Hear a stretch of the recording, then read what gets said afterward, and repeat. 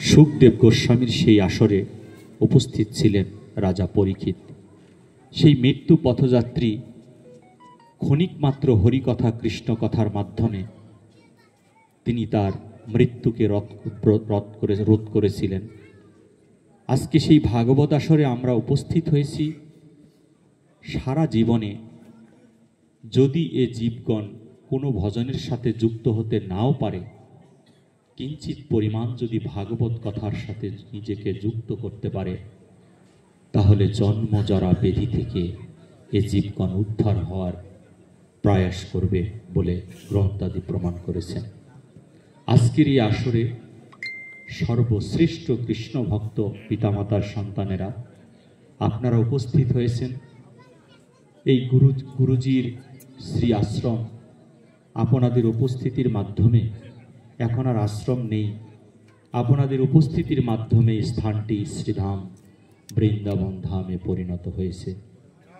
এই বৃন্দাবনে আমাদের কীর্তনিয়া মহাশয় যারা উপস্থিত রয়েছে, ওনাদের মতো শ্রেষ্ঠ শ্রেষ্ঠ গুণী ব্যক্তিদের সম্মুখে আমার মুখে হরিকথা কৃষ্ণকথা হয়তো আপনাদের বেশি ভালো লাগবে না।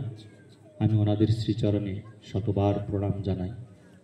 কারণ বহু জন্মের ভাগ্যের ফলে, বহু জন্মের ভজনের ফলে একজন কীর্তনিয়া হওয়া যায়। আজকে সেই কীর্তনের সাথে এরা যুক্ত হচ্ছে অল্প বয়স থেকে।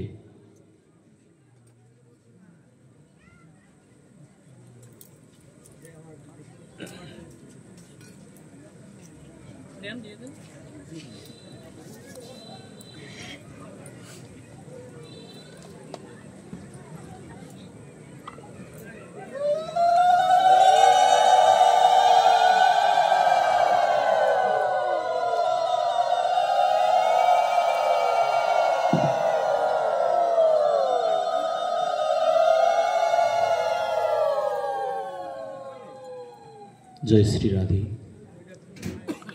এই কীর্তনিয়া মহাশয়দের উপস্থিতিতে আমরা হরিকথা শ্রবণ করব।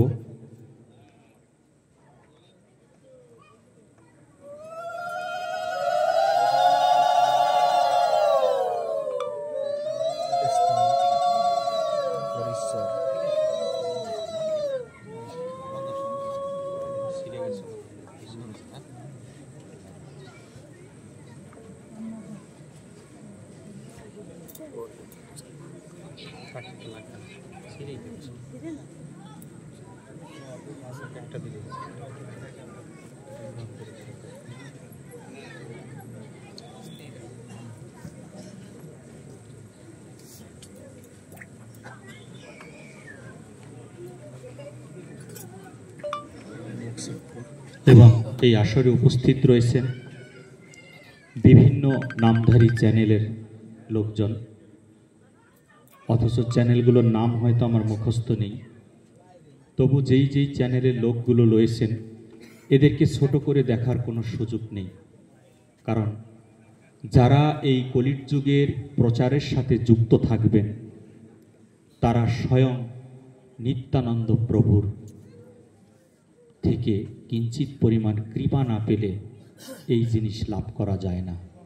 সরাসরি নিত্যানন্দ প্রভুর কৃপা ধন্য হচ্ছেন এরা যারা প্রচারের সাথে যুক্ত রয়েছে। তাই আমি এদের সকলেই চরণে প্রণাম রইল। আমার সাথে বেশ কিছু সাধুগুরু বৈষ্ণব উপস্থিত হয়েছে, যারা যেখানে যায় সেখানেই চলে যায়।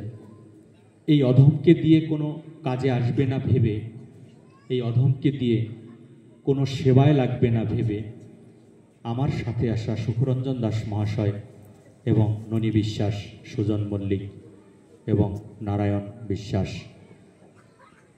আরও কয়েকজন ভক্ত আমার সাথে রয়েছেন। তারা দেখলেন যে এই অধমকে দিয়ে কোনো কাজে আসবে না, তাই তারা নিয়ে আপনাদের মতো পরম ভক্তির সাথে মিলিত করার যে প্রয়াস তারা করছেন, এবং তারা চিন্তা করলেন যে একে দিয়ে যেহেতু কাজেই আসবে না, তাহলে বিশ্ব ব্রহ্মাণ্ডের সর্বশ্রেষ্ঠ যে কাজ, সে কাজ হচ্ছে বৈষ্ণবের চরণের সেবায় লাগিয়ে দেওয়া। সেই সেবায় লাগিয়ে দেওয়ার জন্যে আপনাদের চরণে আমাকে তারা বিভিন্ন জায়গায়, বিভিন্ন জেলায়, সারা বাংলাদেশ ব্যাপী, শুধু বাংলাদেশেই নয় দেশের বাহিরেও তারা বিভিন্ন জায়গায় আমাকে পৌঁছে দেওয়ার একটি প্রয়াস করছে। শুধুমাত্র আমি এক নরাধম, যে নরাধমের কৃষ্ণ ভক্তি, শিক্ষা, গুরু সেবা কোনো কিছুই আমার দ্বারা সম্ভব নয়। এবং এই অধমের জন্ম হয়েছে সাধুগুরু বৈষ্ণবের কৃপায় একটি আশ্রমে। সে আশ্রম আপনার পাশের জেলা মাদারীপুর সদর উপজেলা রঘুরামপুর গ্রাম নিত্যানন্দ সেবাশ্রম নামে 200 বছর আগের একটি আশ্রম রয়েছে। এবং এই নিতাই খ্যাপা, যিনি ভজন সিদ্ধ পুরুষ রূপে এই পৃথিবীতে এসেছিলেন, সেই ভজন সিদ্ধ মহাত্মা, সেই নিত্যানন্দ সেবাশ্রম যেখানে এই মাটিতে বেড়ে উঠেছিলেন, তার ভজনের গুণে যেই গুরুদেবের আশ্রমে আমরা এখন বসা, এই গুরুদেবের কিছু বছর আগে উনি এসেছিলেন নিতাই খ্যাপা, এবং এরা একসাথে সাধুসঙ্গ করেছে বিভিন্ন জায়গায়।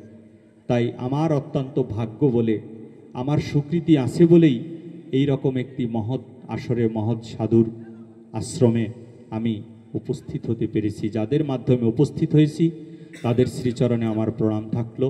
এবং ভাগবত কথা, হরি কথা, চৈতন্য চরিতামৃত, শ্রীমদ্ ভগবদ্ গীতা, এই সমস্ত কোনো জ্ঞানই আমার নেই।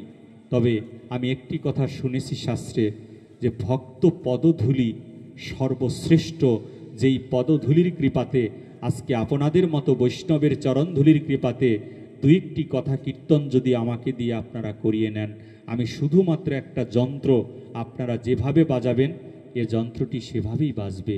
আমাদের এই শাস্ত্র গ্রন্থতে কোনো নাটক নেই, কোনো অভিনয় নেই।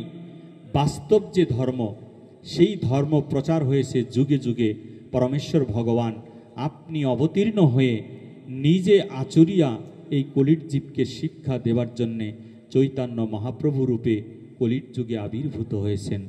গুরু শিক্ষা কেমন হয়, গুরু শিষ্যের মধ্যে কি সম্পর্ক হয়, সেই শিক্ষা শ্রীমান নিত্যানন্দ প্রভুর মাধ্যমে আমরা পেয়েছি বা শাস্ত্র গ্রন্থাদি বর্ণনা করেছে।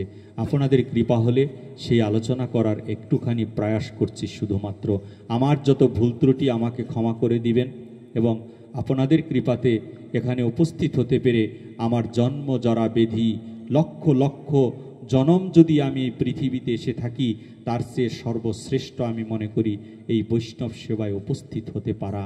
বহুবার জন্ম নিয়েছি আমরা, শাস্ত্র মতে বলে বহুবার জন্ম নিলাম, কিন্তু জন্ম নিয়ে যদি ভক্ত সেবায় নিজেকে যুক্ত করতে না পারি, তাহলে আসা যাওয়াটাই হলো সার।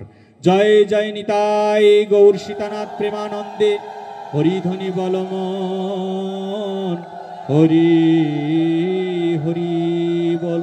জয় জয় ভাগবতমপতি প্রেমানন্দে, হরিধ্বনি বলমন হরি হরি বল। ওং গুরু ব্রহ্মা গুরু বিষ্ণু গুরুদেব মহেশ্বর, গুরুরেব পরম ব্রহ্ম, তস্मै শ্রী গুরুবে নমঃ। ওং অখণ্ড মণ্ডলাকারং ব্যাপ্তং যেন চরাচর, তদপদদর্শিতং যেন তস্मै শ্রী গুরুবে নমঃ।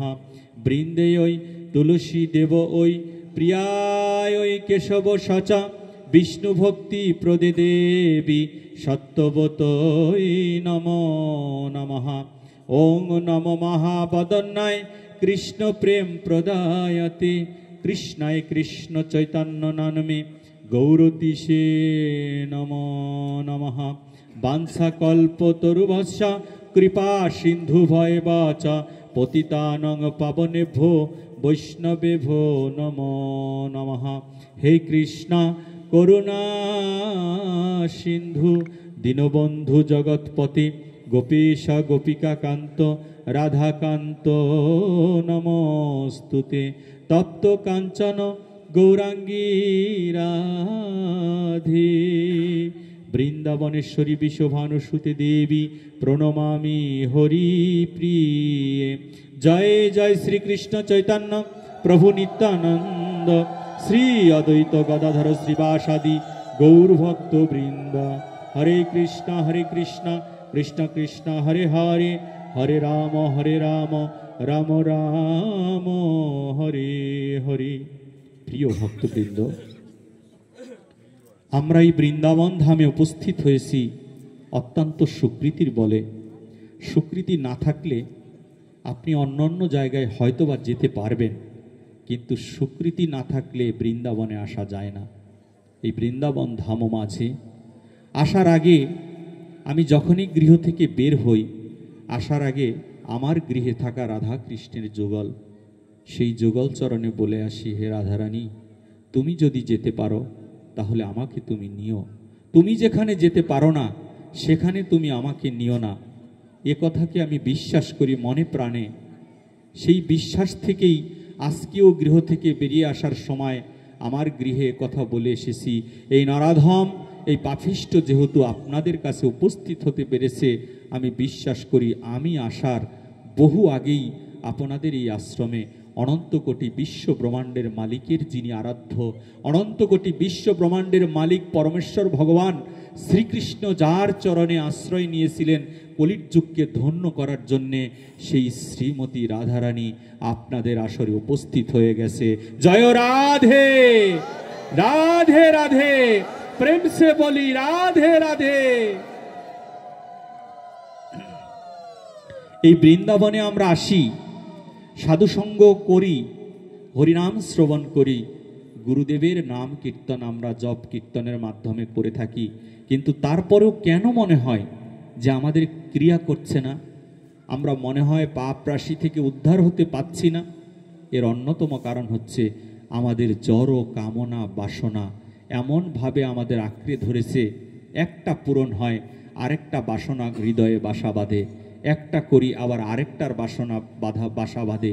এই বাসাগুলো ধ্বংস করার যে অস্ত্র, সেই অস্ত্র সম্পর্কে আমাদের আগে জানতে হবে যে কোন অস্ত্র দ্বারা ছিদন করলে আমাদের হৃদয়ে মাঝে যে 6টা অসুর রয়েছে, অসুরগুলো ঐশ্বরিক ভাবনাপন্ন হয়ে আমাদেরকে বিভিন্ন দিকে ঘুরিয়ে মারছে। কাম, ক্রোধ, লোভ, মোহ, মদ, মাৎসর্য, এই ষড়রিপু নামক অসুর হৃদয়ে মাঝে বিরাজ করছে বলে এই হৃদয় থেকে আমরা সেই হৃদয়ের অমৃতময় যে অনুশাসন সেটি আমরা লাভ করতে পারছি না। এটাকে বধ করার অন্যতম অস্ত্রর নাম হচ্ছে সাধু গুরু বৈষ্ণবের চরণধূলি। একমাত্র বৈষ্ণবের পদধূলি নামক অস্ত্র দ্বারা আপনার এই হৃদয়ে থাকা যে অপদার্থ যে জীবের সৃষ্টি হয়েছে কামনা বাসনার মাধ্যমে, সেইগুলোকে ধ্বংস করা সম্ভব। তাই এই বৈষ্ণব ধূলি, বৈষ্ণব পদ ধূলি, বৈষ্ণব পদ জল, বৈষ্ণব ভুক্ত অবশিষ্ট, এই 3 হচ্ছে মহাবল। এখানে যারা গুরু ধরেছেন, গুরুকে স্বাভাবিক কোনো মানুষ মনে করার কোনো কারণ নেই, কারণ গুরু ধরা শিক্ষা দিয়েছেন অনন্ত কোটি বিশ্ব ব্রহ্মাণ্ডের মালিক, যুগে যুগে অবতীর্ণ হয়ে আমাদের পরমেশ্বর ভগবান শ্রীকৃষ্ণ 8 বছর বয়সে তিনি সন্দীপুনি মণির আশ্রমে তিনি দীক্ষার মন্ত্র গ্রহণ করেছিলেন। কৃষ্ণ নিজে নিজে ভগবান হয়ে ভগবান শ্রীমদ্ ভগবদ গীতায় বলেছেন, এই পৃথিবীতে আমার কোনো খাবারও নেই, পৃথিবীতে আমার কোনো কিছু ত্যাগ করারও নেই, পৃথিবীতে আমার কোনো কর্মও নেই, তথাপিও হে অর্জুন আমি কর্ম করে থাকি। ভগবান কেন কর্ম করেন? ভগবান একটা কারণে কর্ম করেন, যে উনি করে আমাদেরকে শিখাচ্ছেন। এটা করে উনি আমাদের শিখায়। ভগবান রামচন্দ্র তার কি এমন কর্ম ছিল, তথাপিও পরমেশ্বর ভগবান দশরথ রাজার ঘরে রামচন্দ্র হয়ে এসে তিনি আদর্শ কাকে বলে সেই আদর্শ কথা কীর্তন শ্রবণ করিয়েছেন এই জীবগণকে। শেষ পর্যন্ত রামচন্দ্র পিতার একটা কথা রক্ষার জন্যে তিনি 14 বছরের বনবাস মেনে নিয়েছিল। এটাই হচ্ছে সনাতন ধর্মের আদর্শ।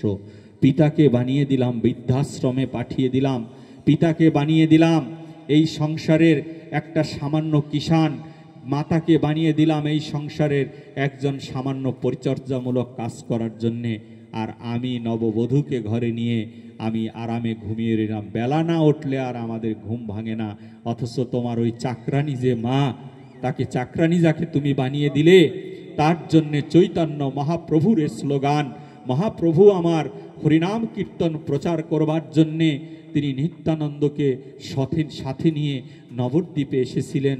মহাপ্রভু শিখিয়েছেন বাল্যলীলায়। আপনারা গ্রন্থ জানতে হবে, আমাদের গ্রন্থ জানুন, তাহলে ভুলগুলো আমাদের ভেঙে যাবে। চৈতন্য ভাগবত নামক গ্রন্থ মহাপ্রভুর বাল্যলীলা।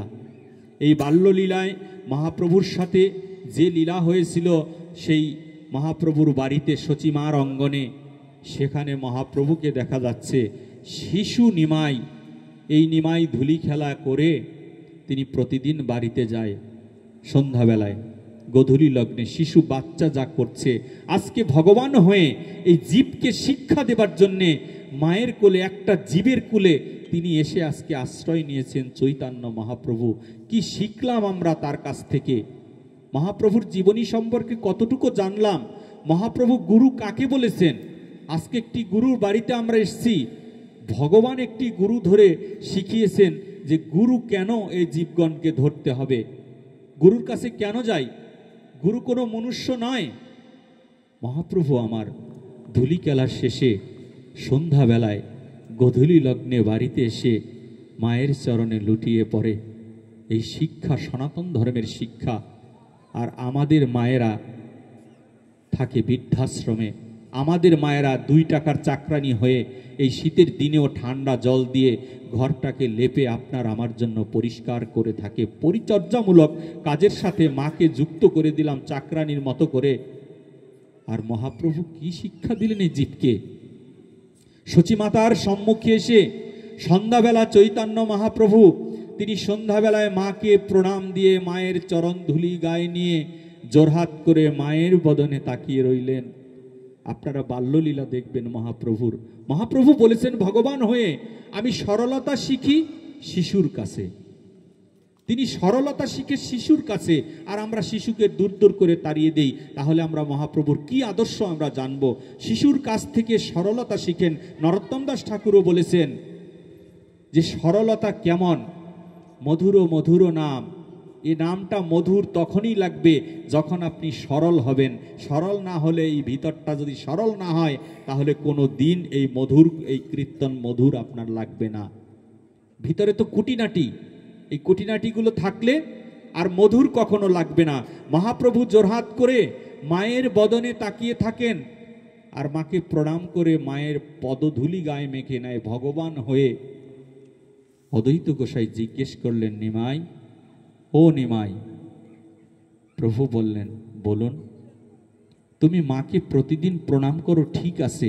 এই জগৎবাসীকে তুমি জানাতে চাও যে সন্তানের কাজ হচ্ছে মাকে সেবা পূজা করা, এতে আমি বুঝতে পেরেছি। কিন্তু জোরহাত করে মায়ের বদনে কেন প্রতিদিন তাকিয়ে থাকো সন্ধ্যাবেলা? সচিমাতাকে দিকে এমন করে কেন তাকিয়ে থাকো? চৈতন্য মহাপ্রভু বললেন, অদ্বৈত গোসাই, কোথায় তুমি মা দেখছো? বলছে, কেন সচিমাতা? বলেছে, সচিমাতা যদি মা হয় তাহলে মায়ের বদনটা কি বলা হয়? বলছে, আমি তো জানি না। বলছে, যে জন ভক্তি ভরে প্রতিদিন মায়ের বদন দর্শন করে সে শুধু একটা জীবের বদন দেখলো না, সে স্বয়ং শ্রীধাম বৃন্দাবনও দর্শন করে। মায়ের বদন হচ্ছে বৃন্দাবন ধাম। আজকে সেই বৃন্দাবনকে বৃদ্ধাশ্রমে পাঠিয়ে দিয়ে আমরা মহাপ্রভুর নামের সাথে যুক্ত হয়ে যাচ্ছি। আশ্চর্য ব্যাপার। এ চলছেটা কি? অসৎক্রিয়া কুটিনাটি সারো অন্ন পরিপাটি, অন্ন দেবে না করিহ রতি, আপন আপন স্থানে পীড়িতি সবাই টানে, ভক্তি পথে বড়ই বেগতি। এই ভক্তি পথটাই তো বেগতি লেগে আছে। যেখানে স্থূল ধর্ম আমি পালন করলাম না, কিসের এত সাধন ভজন করছি? 64 মালা জপ করছি, সাত্বিক আহার পাচ্ছি, গ্রন্থাদি পাঠ করছি, কিন্তু আমাদের বাবা মায়েরা এখনো পর্যন্ত কঠিন সেই কারাগারের মধ্যে জীবনযাপন করছে। কি করে জীবগণ সেই সঠিক পথে যেতে পারবে? স্থূল ধর্মই তো ঠিক হলো না এখনো পর্যন্ত। গুরুকে দেখলে মানুষ মনে হয়, তাই তো আমাদের আর মুক্তির পথ আমরা খুঁজে পাই না। আমরা বৃন্দাবন লীলা যদি দর্শন করি, দেখবেন বৃন্দাবন ধাম মাঝে বৃন্দাবনেশ্বরী অনন্ত কোটি বিশ্ব ব্রহ্মাণ্ডের মালিক শ্রীকৃষ্ণের আরাধ্য যদি কিছু থাকে, তার নাম হচ্ছে রাধা ভজন। আমার ভগবান করেছে ওই রাধা ভজন। আর আমরা এই কলির যুগে এসে আমরা সেই রাধারানীকে 2 টাকার নায়িকা বানিয়ে দিয়েছি। কিসের ভজন করব আমরা? আমাদের এই দশা থেকে উদ্ধার কোথায়? কবে সেই জীব হবে? এখনো পর্যন্ত একটি গ্রন্থে আমি দেখেছিলাম, এখনো পর্যন্ত অনন্ত কোটি বিশ্ব ব্রহ্মাণ্ডের মালিক এখনো পর্যন্ত অপেক্ষা করে, ওরে ভক্ত কবে আমাকে সেবা দিবি? এখনো পর্যন্ত আমি অনাহারী থাকি, যদি আমার ভক্ত আমাকে সেবা না দেয়। এখনো পর্যন্ত আমি শয়ন যাই না, যদি আমার ভক্ত আমাকে সেবা না দেয়। সেই ভক্ত ভগবান এখনো খুঁজে বেড়ায়। তদ্রূপ এই সপ্তম মাসে আমরা যখন মায়ের গর্ভে ছিলাম, কতটা বাস্তবমুখী এই সনাতন ধর্মের শাস্ত্রগুলো আমাদের স্থূল থেকে শিক্ষা দিতে এসেছেন। আমরা যখন সপ্তম মাসে মায়ের গর্ভে ছিলাম, ভ্রূণরূপে এক ফোঁটা জলরূপে মায়ের ঘরে এসেছিলাম, শুক্রাণুরূপে, এবং মায়ের ডিম্ব আর পিতার হচ্ছে শুক্রাণু, এই দুইটা একত্রিত হয়ে একটা জলের পোটলার সৃষ্টি হয় মায়ের পেটে। হতে হতে হতে হতে যখন 7 মাস হয়, সপ্তম মাসে অনন্ত কোটি বিশ্ব ব্রহ্মাণ্ডের মালিক এই মায়ের গর্ভে প্রবেশ করেন। প্রবেশ করে এই বিশ্ব ব্রহ্মাণ্ডের মালিক পরমেশ্বর ভগবান শ্রীকৃষ্ণ প্রত্যেকটা জীবের সাথে সপ্তম মাসে দর্শন দেয়। মায়ের পেটে সেটা, এই মায়ের পেটে সপ্তম মাসে দর্শন দিচ্ছেন। আর ওই শিশু বাচ্চাকে বলছেন, তুমি ভূমিষ্ঠ হও, তুমি বিশ্ব ব্রহ্মাণ্ডে যাও, বিশ্ব ব্রহ্মাণ্ডে গিয়ে তোমার কর্ম তুমি প্রকাশ করো। বলেছে, প্রভু আমার কর্ম কি? আমার কর্ম সম্পর্কে আমি জানি না।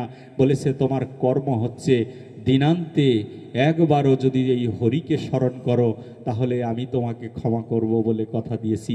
কৃষ্ণের সাথে কথোপকথন হয়। সপ্তম মাসে যে মায়েরা গর্ভবতী তারা দেখবেন গুণে গুণে 7টা মাস উপলব্ধি করবেন।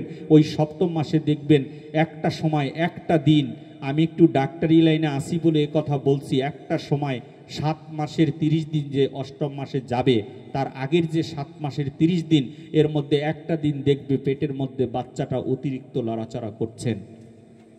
সায়েন্স বলছেন এই দিন আধ্যাত্মিক কোনো কিছু মায়ের পেটে ঘটে, যেটা আজও পর্যন্ত সায়েন্স এটাকে প্রকাশ করতে পারেনি। তাই বৈষ্ণবের একমাত্র পেরেছেন, কারণ সায়েন্স যদি প্রকাশই করতে পারত তাহলে তো পরমাত্মা বেরিয়ে যাবে, যে এই জন্য ইস্পাত দিয়ে আপনাকে ব্যারিকেড দিয়ে রাখতো যাতে বেরিয়ে যেতে না পারতো, তাহলে অমরত্ব আমরা লাভ করতে পারতাম, চিরদিনে আর কেউ মরবে না।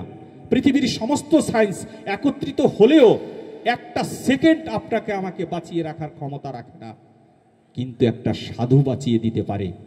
সেই ক্ষমতা সাধুর আছে, যেটা রাজা পরীক্ষিতকে বাঁচিয়ে দিয়েছিলেন সুখদেব গোস্বামীর মতো বৈষ্ণব।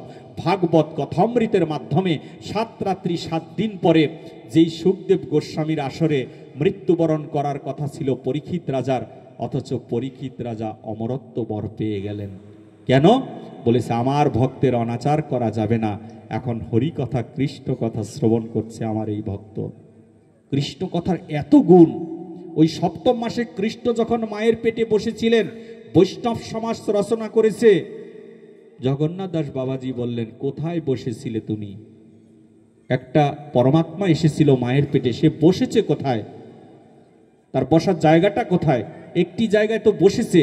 7 মাসে বাচ্চাটা ঘুরে মাথাটা নিচের দিকে যায়। এর আগে বাচ্চাটা ডান দিকে, বাম দিকে অথবা উপর দিকে মাথা থাকে। সপ্তম মাসে আস্তে আস্তে বাচ্চাটা ঘূর্ণায়মান হয়। ঘুরতে ঘুরতে এই 7 মাসের বাকি যে 3 মাস, এই 3 মাস মাথাটা নিচের দিকে বাচ্চাটা থাকে। মাঝে মধ্যে এইরকম কাত হতে পারে, কিন্তু মাথাটা নিচের দিকেই বেশি থাকে। এবং আমাদেরও শাস্ত্র মতে মাথাটা নিচেই থাকার কথা, এই জন্য না আমাদের ক্রিয়া হচ্ছে না। সেই মাথাটা নিচের দিকে যখন থাকে, তখন যদি আপনার মাথাটা নিচের দিকে থাকে, আপনার পাটা থাকবে উপরে, পাটা উপরে থাকবে, পায়ের তালুটা দেখবেন সবার এইরকম থাকবে। পায়ের তালুটা যেইখানে এইরকম ছিল, মানুষটা যত কালো হোক দেখবেন পায়ের তলাটা একদম সুন্দর। এই সুন্দর হওয়ার অন্যতম কারণ হচ্ছে পরমেশ্বর ভগবান অনন্ত কোটি বিশ্ব ব্রহ্মাণ্ডের মালিক মাতৃগর্ভে বসে সন্তানের পায়ের নিচে বসেছিলেন। এই জন্যই বলেছে, আমা হতে আমার নাম বড়, নাম হতে ভক্ত বড়, ভক্ত হতে ভক্তের চরণ সবচেয়ে বড়। কারণ ওই চরণের উপরে যে আমি বসেছিলাম, ভগবান যেই চরণে বসেছিলেন, ওই চরণে বসে পরমাত্মাকে পেয়ে ভাগবতে আপনারা দেখবেন প্রথমেই ধ্রুব চরিত্র, প্রথম স্কন্ধে 12টা স্কন্ধের মধ্যে 18,000 শ্লোক। 18,000 শ্লোকের প্রথম স্কন্ধই হচ্ছে ধ্রুব চরিত্র। ধ্রুব চরিত্র কামনা বাসনা নিয়ে কৃষ্ণ ভজন। কামনা বাসনা নিয়ে ধ্রুব শুরু করেছিলেন কৃষ্ণ ভজন, কিন্তু ধ্রুব যখন কৃষ্ণকে লাভ করেছিলেন, এই বিষ্ণু শক্তিকে লাভ করার পরে যখন ধ্রুবর সম্মুখে যখন পদ্মলোচন হরি এসেছিলেন, ভাগবতে বলেছেন প্রথম স্কন্ধে, তখন বলেছে, ধ্রুব তুমি কি চাও? বলেছে, প্রভু আমি কিচ্ছু চাই না। তুমি কেন এসেছিলে এই ভজন করতে? বলেছে, প্রভু কাজ চাইতে এসেছিলাম। কাজ চাইতে এসে যে আমি কাঞ্চন পেয়ে গেছি, আমার যে আর কাজের বাসনা নেই। আমি প্রভু তোমাকে পেয়ে যাব। তোমার চরণের যে এত আনন্দ, তোমার কাছে থাকার এত আনন্দ, এটা তো প্রভু আগে বুঝতে পারিনি। তদ্রূপ পরমাত্মা যখন এই শিশু বাচ্চার সাথে পেটে দেখা করেন, তখন এই শিশু বাচ্চা কোনো মতেই তিনি বাহিরে ভূমিষ্ঠ হতে চান না। বলেছেন, আমি আসবো না প্রভু, তোমাকে পেয়েছি। যেটা পেলেই পৃথিবীতে আর কোনো কিছুর অভাব থাকে না। কৃষ্ণ অর্জুনকে শ্রীমদ্ ভগবদ গীতায় বলছেন, আমাকে পেলে আর কিছু পাওয়ার বাকি থাকে না।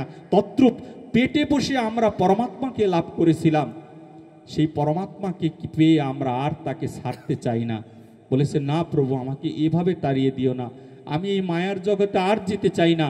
কতবার আসলাম, এবার যেহেতু মনুষ্যকুলে আসছি, প্রভু আমাকে তুমি আর বাহিরে দিও না। আর ভগবান বারবার বলছে, তুমি যাও, তুমি না গেলে এই বাগানটা কে মিলাবে? এই বাগানটা মেলানোর জন্য তোমাকে দরকার। ভগবানের তিনটা শক্তি, একটা হচ্ছে জীব শক্তি, একটা হচ্ছে তটাস্থ শক্তি, আর একটা হচ্ছে স্বরূপ শক্তি। স্বরূপ শক্তি কাকে বলে? পরমেশ্বর ভগবান নিজেই একটা শক্তি, তাকে বলা হয় স্বরূপ শক্তি। স্বশব্দের অর্থ নিজ, তিনি নিজেই একটা শক্তি, তাকে বলা হয় স্বরূপ শক্তি। দ্বিতীয়ত হচ্ছে জীব শক্তি, এই জীব জগৎ হচ্ছে পরমেশ্বর ভগবানের আরেকটা শক্তি। আরেকটা শক্তি হচ্ছে তটাস্থ শক্তি। তটাস্থ হইয়া তুমি কৃষ্ণ ভজন করো। তটাস্থ হতে বললেন করলো, তটাস্থ শক্তিটা কেমন? ভাগবত এসেছি ভজন জানার জন্যে, এখানে আসবো যাব, এতে করে কিচ্ছু লাভ হবে না। কোটি জনম যদি করে হরিনাম সংকীর্তন, তবু নাহি মিলে নন্দেরই নন্দন। 1 কোটি জনম করলেও কাজ হবে না। আবার একবার বদনে হরি বললেই, তটাস্থ হয়ে হরি বললেই হরির কৃপা লাভ হয়ে যাবে। তদ্রূপ পরমেশ্বর ভগবান আমার, তিনি শিক্ষা দিতে এসেছেন জীবকে। তটাস্থ শক্তি কেমন? যেমন নদী আপনাদের দেশে আছে, আমাদের এই মাদারীপুর জেলায় নদী আছে। এই নদীর মধ্যে যখন আপনারা স্নান করতে যান, তখন দেখবেন একটা জল নদীর মধ্যে ঢেউ হয়ে আশ্রে এসে পাড়ের কাছাকাছি একটা জায়গায় পড়ে, সরাসরি পার পর্যন্ত পৌঁছায় না বর্ষাকাল ছাড়া। কিন্তু বর্ষাকালে এই পরীক্ষাটি আপনি করতে পারবেন না। বর্ষাকাল ছাড়া শীতের দিনে পরীক্ষা করতে পারবেন, কারণ জলটা অনেক দূরে চলে যায়। যখন জলটা ঢেউ খেয়ে এসে যেইখানে এসে থেমে যায়, এই জায়গাটার মাটিটা না শক্ত না নরম, কিছুটা শক্ত কিছুটা নরম। এই মাটিটা দেখবেন পরীক্ষা করে। ওই মাটিটা যেই রকম জলটা আশ্রে এসে এইখানে পড়ছে, আবার এই মাটিটা পাড়েরও সান্নিধ্য পায়, আবার এই মাটিটা জলেরও সান্নিধ্য পায়। তদ্রূপ হচ্ছে তটাস্থ শক্তি। ওই মাটিটা যেমন নরম, তদ্রূপ নরম যদি আমাদের এই হৃদয় মন্দির না হয়, তাহলে সেই হৃদয় মন্দিরে কখনো ওই জল নামক ওই ভগবান আশ্রে এসে আপনার এইখানে কখনো পড়বে না। তাই হৃদয়টা হচ্ছে সর্বশ্রেষ্ঠ। যখন ভগবান বললেন, বারবারই জীবটাকে বলছেন তুমি যাও, অনেক কিছু বোঝাচ্ছেন, বোঝাতে বোঝাতে বোঝাতে সর্বশেষ আমরা রাজি হই মায়ের পেট থেকে। ঠিক আছে ভগবান, বলে তুমি মাতৃহত্যা জনিত অপরাধে তুমি ঘুরবে, এই ভূমণ্ডলে ঘুরে বেড়াবে। কারণ এখন তুমি না যদি বের হও, 7 মাস মায়ের বাচ্চার বয়স পেটে, এখন তো মাটা মরে যাবে। তাহলে বাচ্চাটা পেটে মরে গেলে মাকে বাঁচানো বড় মুশকিল, বাঁচবেই না বলা চলে। তাহলে হত্যা তোমার কারণে হলো, তুমি এখন যেতে চাচ্ছ না, তোমাকে যেতেই হবে। ভগবান বারবার বোঝানোর পরে কিভাবে বোঝালেন? ভগবান যখন বোঝাচ্ছেন, তখন ভগবান এই সন্তানের পায়ের নিচে বসা, আর সন্তানের মাথাটা হচ্ছে সর্বনিচে। কারণ আমাদের মাথা যদি নিচে না থাকে, তাহলে অনন্ত কোটি বিশ্ব ব্রহ্মাণ্ডের মালিক কৃপা পাওয়ার কোনোই সম্ভাবনা নেই। সম্ভাবনা হবে যদি আমার এই মাথাটা নিচে নামে। ভগবান তখনই দর্শন দিয়েছিলেন যখন ওই বাচ্চার মাথাটা নিচে গিয়েছে, এর আগে কিন্তু ভগবান দর্শন দেয়নি। যখন বারবার বললেন, তখন বললেন, ঠিক আছে প্রভু, তোমার সমস্ত কথা আমি রাখবো, কিন্তু তোমাকে কথা দিতে হবে ওই বিশ্ব ব্রহ্মাণ্ডে মায়ার জগতে গিয়ে আমি যদি মাধব এই গোলমালের মধ্যে পড়ে এই বাজারে এসে, কামনা বাসনার বাজারে এসে আমি যদি প্রভু তোমাকে ভুলে যাই, তুমি কৃপা করে আমি যেখানে থাকি না কেন কৃপা করে তুমি আমার কাছে এসে আমাকে তুমি একটু কৃপা করে দিও। পরমেশ্বর ভগবান কথা দিলেন, ওরে জীব, আমি তোর কাছে যাব, তবে এই রূপে তুমি আমায় চিনতে পাবে না। বলেছে, কোন রূপে আমি পাবো? সেদিন আমি তোর কাছে যাব, সেই দিন পরম দয়াল গুরু রূপে তোর গৃহে গিয়ে আমি উপস্থিত হব। আপনি আপনি তোর এই কর্ণে আমি এই মহা হরিনাম কীর্তন দিয়ে তোকে আমি ধন্য করে দিব। সেই জন্য বলে গুরু কৃষ্ণ অভেদ। আমি তোর কাছে আসবো ঠিকই, তবে গুরু রূপে আমি তোর কাছে আসবো, চিনে নিবি তুই আমি কে। পরমেশ্বর ভগবান শিখিয়ে দিলেন কোন রূপে তিনি আমাদের মাঝে আসতে চাইছেন। সেই গুরুকে যদি আমরা মনুষ্য জ্ঞান করি, তাহলে অনন্ত কোটি বিশ্ব ব্রহ্মাণ্ড থেকে আমরা বহু বহু বহু দূরেই সরে রইলাম। আজকে ভগবান হয়ে যেই পরম দয়াল গুরুদেব আমাদের কাছে আসেন, সেই গুরুদেবের সেবা পূজা আমরা কতটুকু জানি আর কতটুকু আমাদের করা প্রয়োজন। ওরে দিন তোমার আনন্দে যাবে, ভজলে গুরুর নাম, জপলে গুরুর নাম। গুরু ব্রহ্মা গুরু বিষ্ণু গুরু ভগবান। দিন তোমার আনন্দে যাবে, ভজলে গুরুর নাম, জপলে গুরুর নাম, শ্রী গুরুর নাম। গুরু ব্রহ্মা গুরু বিষ্ণু গুরু ভগবান। সেই পরম দয়াল গুরুদেবের আশ্রমে আমরা বসেছি, গুরু ভাই বোন মিলে হরিকথা কৃষ্ণ কথা শ্রবণ করব। গুরু কোনো বিশেষ ব্যক্তি নয়, গুরু কোনো বিশেষ লোক নয়, গুরু হচ্ছে চলমান একটা গবেষণাগার। আপনি যদি মনে করেন আমাকে যে উনি একজন গুরুদেব, তাহলে আপনি ভুল করবেন। এই জগৎময় গুরুদেব, জগৎময় আমরা শিষ্য, আমরা সবার কাছে শিখি। যদি শিষ্য যদি ভালো না হয়, গুরুদেব যতই ভালো হোক না কেন, আপনি মনে রাখবেন প্রত্যেকটা শাস্ত্র আমাদের কাছে এসেছেন গুরু পরম্পরা ধারা নিয়ে। আজকে যে ভাগবত শুনছি, এটাও গুরু পরম্পরা ধারা। আপনি ভাগবত আমাদের মাঝে এসেছেন, পরমেশ্বর ভগবান শ্রীকৃষ্ণ দ্বারকা লীলায় আলোচনা করেছেন, যে আলোচনা সকলেই জানেন, তাই ছোট করে আমি বলছি আলোচনার সৌন্দর্যের জন্যে। যে নারদ মুনি বৃন্দাবনে গিয়েছিলেন বৈষ্ণবের চরণ ধুলি আনার জন্যে, কৃষ্ণের শিরোপেরা হয়েছিলেন মাথা ব্যথা, সেই মাথা ব্যথা হয়েছিল